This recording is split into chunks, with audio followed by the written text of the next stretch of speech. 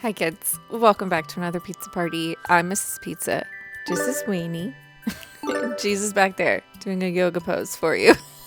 And we are here today to talk about some recent reads. Why? Because if I wait too long, it's too many books, and I like to do this when it's shorter. So let's go over some books that I've been reading. I'm actually pretty far behind on my recent reads, so let's talk about some books. I know that I am here, but that doesn't mean that I'm available for pets currently. You know? Can you lay down? Thank you. Okay. The first book we are going to talk about today is Into the Drowning Deep by Mira Grant, otherwise known as Seanan McGuire. Are you done with me because I'm not petting you?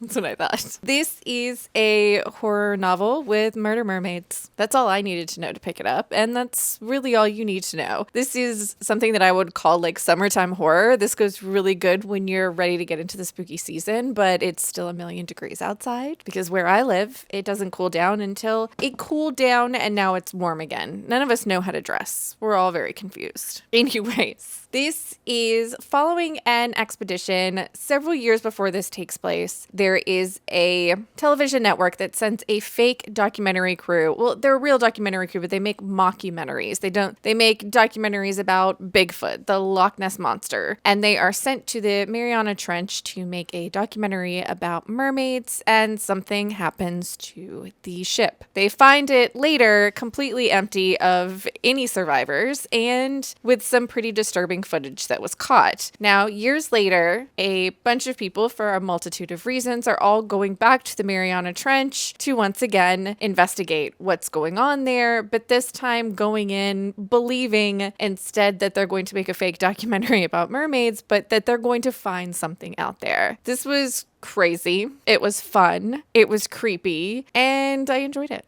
And that's all you really need to know if you want to read a book about murder mermaids. There you go. The next book I picked up after that was The Soul of a Witch, and this is by Harley Laroux. This is the third and final book in I believe it's the All Souls trilogy, but I might have made that up. The first book is... All right, it is the Souls trilogy, the first book being Her Soul to Take, the second being Her Soul for Revenge, and we now have Soul of a Witch. All three of these books are taking place concurrently, so they are all taking place in the exact same timeline, but each book is following a different, for lack of a better way of putting it, couple as they go through the different beats of the story. The first book was a whole lot of fun. It's following a newcomer to the town. I believe she was born in the town, moved away, and has now moved back, and she is someone that makes YouTube videos and decides to make a YouTube video and accidentally summons a demon. But there's a lot more going on in this small town. The second book follows a survivor of a cult. She was not a member of the cult, but the cult tried to sacrifice her to an ancient deity, and she survived, and now she wants revenge. And our third book is following a member of the cult, and she wants her own revenge as well. I was the most excited about this third and final book because I thought this couple was going to be the one that I liked the most. We get sprinkles of each couple in each book because you're following the same timeline. You're just kind of entering different points of the story from different doors, is how I'll put it. You're still going to go through the same exact beats. And I would say, as much as I didn't mind it as much in the second, by the time we got to the third, it felt like we were kind of shoehorning in the moments because the story itself didn't necessarily flow as well within this, and I ended up making it, I think, just past the 50% mark and then DNFing it, which I was incredibly surprised by. I was really disappointed that I didn't like this story because I was dead set on this being my favorite in the entire trilogy, and it wasn't. This one was following a witch and a demon, and I was really excited about that because I love a witchy romance, and this was going to be a darker, more dark romance version of witchy romance, I believed, and instead I just didn't care about either one of these characters and didn't really have a good time and ended up being pretty bored, so I DNF'd it. I enjoyed the first book in this series the absolute most, and I feel like that's the one that everyone's heard of, maybe because we don't know the timeline when you start that one, and so you're going through all of the beat that the stories go through for the first time. It's a little more, I hate to say interesting, but I liked that one the best. It's crazy, it's dark, it's a demon, it's not for a beginner in the romance genre, but if you were interested in reading a demon romance, I would definitely recommend the first book. I just didn't enjoy myself with the third one and ended up DNFing it. The next book I picked up after that, I wanted something short and quick to get me through what I felt like after DNFing a book. Sometimes you can feel a reading slump coming on. So I decided to pick up Wed To The Lich, and this is by Layla Fae. I will say I picked this up because all of the Layla Fae books that I have read in the past are absolutely bonkers. That is the best way to describe them. They are a lot of interesting characters / not always humans that are romance books that are absolutely cartoonish over the top. They are spicy and they are crazy, and you will laugh at the ridiculousness of some of the things that go on. And I have picked up Layla Fae books having that in mind. This is part of a series, but I think there are multiple authors writing within this series. This one I picked up because I wanted something short and spicy and Layla Fae, and let me tell you, I got something that I was absolutely not expecting. This is the story of Virgil, and he is a lich, and in this world, basically something happened. I don't know what. There was some great cataclysmic event, and two worlds combined, the one of monsters and the one of humans, and so now humans live kind of destitute lives in these fringe little cities full of poverty and starvation, and the monsters have kind of set up these kingdoms within, and they rule these places. Now, it sounds like monsters be needing girlfriends, and so a lot of them go to this temple, and the temple, for a lot of money, will set these monsters up with human women to marry them. Yes, I know. Stay with me. That's why I thought this was going to be a kooky good time. And the benefit for the women is, one, they get to move out of poverty, but they are given a lot of money, which in turn a lot of them give to family members. And so your whole family can be removed from poverty from this one simple act of getting married to a monster man. Well, this one was not as kooky crazy over the top as I thought it was going to be, because Virgil is one of the scariest things you could possibly think of. He's a lich, and he is even seen as terrifying by the other monsters around him. And he goes and is matched up with May, who comes from a very, very horrible beginning. She was in an orphanage and endured a lot of abuse. And there are a lot of trigger warnings that you need to look up before you read this book, because there is some dark subject matter talked about, including eating disorders and abuse and things like that. And so be forewarned. Check your trigger warnings if you're sensitive. Check your trigger warnings for everything, honestly. Take care of yourself. But this book ended up being incredibly sweet and thoughtful. Our lich character, Virgil, was incredibly loving and kind. It was a very sweet story that dealt with a lot of really dark topics, and I enjoyed it a lot and had no idea that's what I was getting into. I would definitely not then go from this and pick up another Layla Fae and assume you're going to get the same exact thing, because you are not. She's got some crazy romances out there, but I was impressed by this story and how it went. Pleasantly surprised.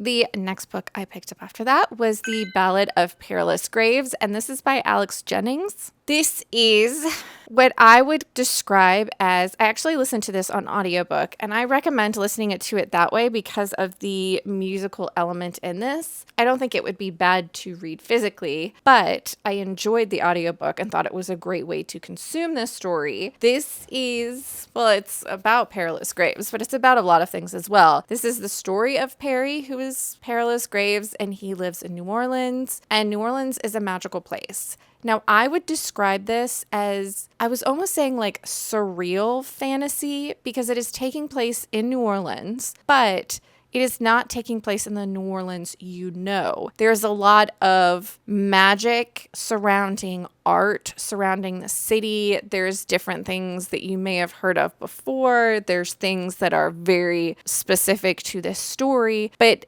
like in a cosmic horror novel, stay with me. like in a cosmic horror novel, how you might not be able to actually wrap your head around all of the imagery, but you understand the things that the author is trying to get across, the themes of what the author is trying to get across, what the symbolism of what that author is trying to get across, even if you can't necessarily 100% visualize what they're seeing in their mind's eye with something that is so outside of the realm of reality. I felt like a lot of that happened in this story as well. There's a lot of it where you understand the symbolism of what the author is trying to portray, but you might not be able to exactly picture things, or you think you can and you just have to kind of go with whatever picture pops in your head, because not only is New Orleans itself magic, and music is magic, and art in all its forms is magic, but you have zombies that eat floating graffiti. You have ghosts that appear and play music. You have bars that exist underwater full of creatures. You have mythical things that have come to life that are not necessarily something that you would ever personify. And you have New Orleans in all its glory. This is the kind of story that was a wild ride. It also felt like a story you would have read as a child, because you were following, at least one of the points of view that you're following is a younger child who is on an adventure with other young children, and they are doing things far outside of their scope, which is one of my favorite things. I love a young child on an adventure that is just not something they should be undertaking. I love the Goonies. I love Stranger Things. I love a group of kids getting together to save the world. And so this had a similar feeling. You have these young children who are doing these very dangerous things in this very magical place in order to save people and things that they love. But this has very adult themes, and so it's got that childlike whimsy while still being an adult novel. It was a good time, and I really enjoyed a lot of it, but I also felt like there was so much of it that I just couldn't comprehend, even if I was catching on to the symbolism. It has to be the kind of fantasy novel that you are in the right mood for. It is urban, but it is very surreal. It is New Orleans, but it is not New Orleans. It is just a completely different magical world that was created by this author. I feel like if that surreal fantasy is something you really enjoy, this would be a really fun ride. The next book I picked up after that is going to be Back in a Spell by Lana Harper. I read this when I was in the thick of my reading witchy books. I can't stop consuming witchy romances in the fall time, and this was a continuation for me with this series that is known as the Thistle Grove series. The first book in this series is Payback's a Witch. The second book is From Bad to Cursed, and this is the third book. In this book, we are following Nina, and she is actually the sister of the villain of the first book, is what we'll call him. He is a cheater and a bad guy, but we get to this story, and we are now following his sister, who is from one of the most affluent witch families in this small town. I guess I should tell you a little bit about this town. See, Thistle Grove was founded by 4 original witch families, and the descendants of those families live in this town. They all have their own affinities for different types of magic, and the family that Nina is a member of, their affinity is for elemental magic. They've been very wildly successful and are very, very wealthy. And Nina is seen as very cold and very stark, and she has one really good best friend who kind of sees the softer and more fun side of Nina. But Nina is actually, in the beginning of this book, reeling from the breakup of her and her fiance right before they got married. And Nina's best friend says, hey, it's time you get back on that horse. You can't just keep wallowing like this forever. So here's what we're going to do. You're going to pull up a dating app, and we are going to swipe yes on someone that you would never see yourself in a relationship with. So there's no pressure for you to continue and try and maintain a relationship with this person. It's a no pressure date. Go out, have fun, and then you've already made the first step to getting on with your life after this breakup. And so Nina goes on a date with Morty. Now, Morty is non-binary, and they go by he, they pronouns, and they are a local bar owner and a human, and they do not know that witches exist. Nina and Morty have a history, so they immediately get off to a bad start on this date that they go on. And then the next next morning after their date, which went horribly, Nina wakes up and her powers have gone absolutely bananas. She goes from being a powerful witch to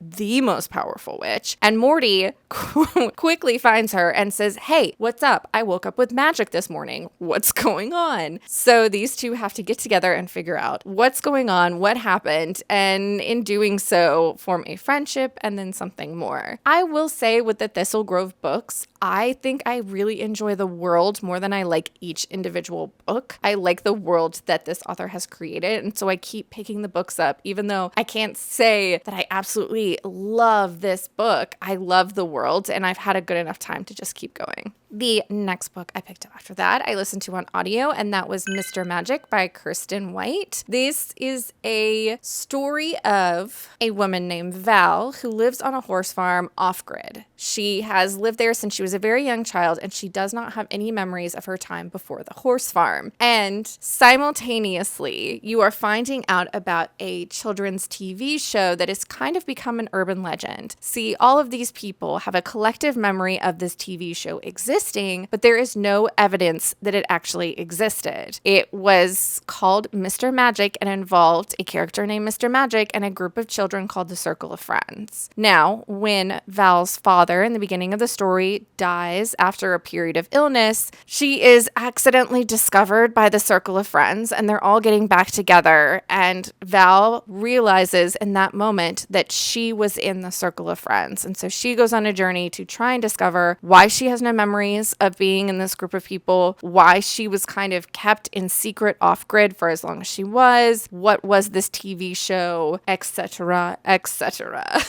I actually enjoyed this well enough. This is definitely a commentary on a lot of different things, one of those being indoctrinated into cult-like behavior, also kind of the positive light we shed upon memories that we had as children that wasn't necessarily as positive as we remember it. A lot of commentary on how we try and fit children into boxes and make them act certain ways, even though that's not exactly the person that they were meant to be, how these really strict conservative cult-like behaviors are kind of thrust upon people, and you can tell that this is something that the author had dealt with in their life, and she speaks about it in the acknowledgments that yes, this is something that she dealt with in her life. So the conversations that a lot of these characters are having are very realistic. I would not say that this book is scary. I would say it's creepy. There's a lot of sinister kind of creepiness surrounding the TV show, our lack of knowledge about it, what it was, kind of learning bit by bit, the sinister nature of not knowing, but I never found this book incredibly scary. I think if you like kind of that paranormal thriller deal, this was a fun ride, and it also has a beautiful cover, so there you go. The next two books I read we're going to lump together, and that is because they both came out. I read them both on Kindle Unlimited,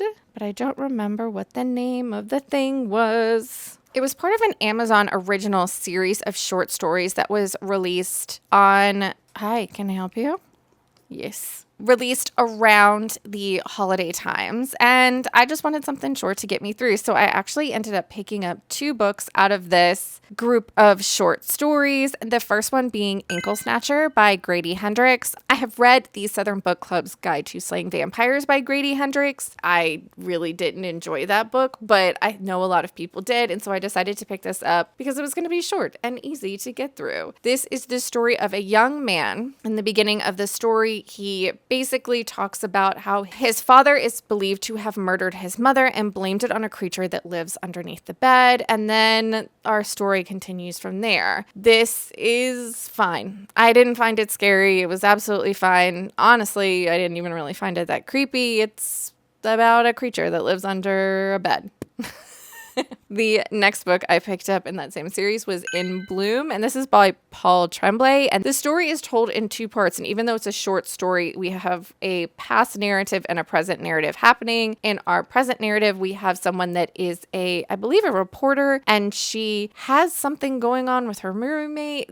There's a lot of like emphasis put on what's going on in the author's life that really just doesn't come to anything. There's no reason for it. At least I didn't feel like there was any reason for it because we didn't really explore it that much. But we have this young person who is a reporter, and they are going to interview this person that has experienced something in the past. We are living in a near future world where the effects of global warming have caused water temperatures, I should say, to rise. And so there's a lot of problem with algae and the dangerousness of algae in certain areas. And this reporter is going to interview someone who has allegedly had an experience with this super crazy algae that is now a product of water temperatures rising. And then we flash back to the story that this person tells, and they give us, we are then from their point of view given the story of something that happened years prior to this person, and then we flash forward once again to kind of get the conclusion of our story. It's a super short story. I felt like this one was creepier than the ankle snatcher one for me, but again, I didn't think this was scary. It's more just a kind of short little excerpt. These felt like if you're watching a horror movie anthology and you just are getting those little things, those little vignettes, that's exactly what I think it's supposed to feel like. They're short stories. They're not interconnected, but they're just kind of short and succinct, and they give you a creepy imagery and then they're out the door. I had never read anything by Paul Tremblay before, and this didn't really make me want to pick anything up from him. It was absolutely fine, but there are other books of this author's that I'm interested in, and so these short stories didn't sway me one way or another with these authors. They were so short. I guess they got what they needed to get done and then they were out, you know? But that, kids, is plenty of books to talk about for right now. We will stop right there because I don't want to talk that long. Nobody wants to hear me talk that long. The dogs don't even want to hear me talk that long. Hi. What you doing? Sounds good. She's going to come over here now that I've acknowledged her. If you had fun hanging out with me and the dogs, please subscribe. Look at her. How can you not? I hope you're reading good books out there, wherever you are, and I'll see you next time.